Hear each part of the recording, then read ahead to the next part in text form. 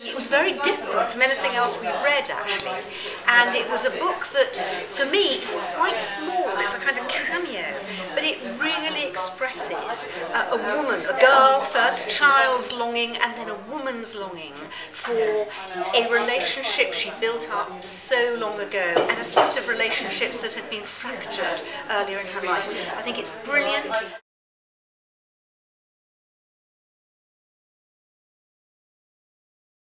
I thought it was one of the sort of standout books for me of the year. I suppose what's so interesting about it is that it's about the gaps in our knowledge, and I suppose I studied history at university, and I suppose what I find so fascinating about this book is that it's a collection of sort of texts and documents, and that sounds a bit boring, but actually what's so interesting is what's not said. And what I loved about this book is that you, as the reader, have to work quite hard to piece the story together. Not too hard, you know, not so hard that you think, oh, I want to give up, but hard enough so that you feel that it's a very involving read.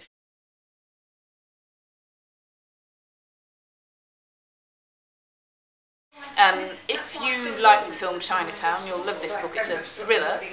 It's set in the 1980s in the deep south of America, and it's a proper rollicking read. Anyone I've given this book to, they just can't put it down. And the protagonist is a slightly failing lawyer called Jay, and he just gets involved in a situation which leads him to unpick the kind of very fabric of the city that he's living in. And he's not a kind of brilliant protagonist in that he's flawed and he has moral choices and he doesn't always make the right choices. But it's just really brilliant. I would thoroughly recommend it. It's great.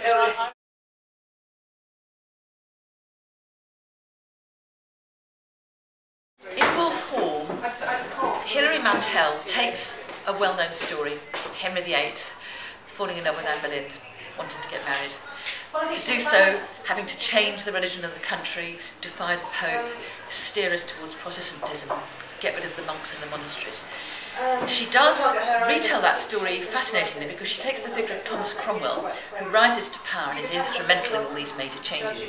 And I think what she's doing therefore is using that Tudor backdrop that we probably all feel we do know so well, in order to investigate how an arrivist man climbs the ladders of power in court and becomes a major player in the kingdom.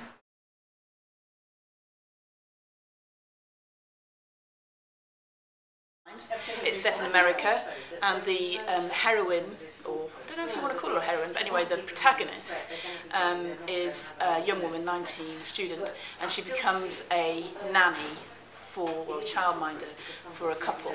This is the only book that I read out of the many books that we've read that made me stop and put the book down and walk away because I was so shocked. There's a bit in it, I can't even think about it, it's just too shocking.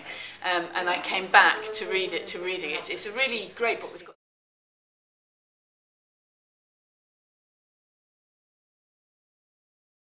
Monique Roth is a white woman on the Green Bicycle, which is a story of Trinidad, and a great kind of surprise story, very unexpected, great portrayal of the society of the time there, and I thought very original, one of my favourites.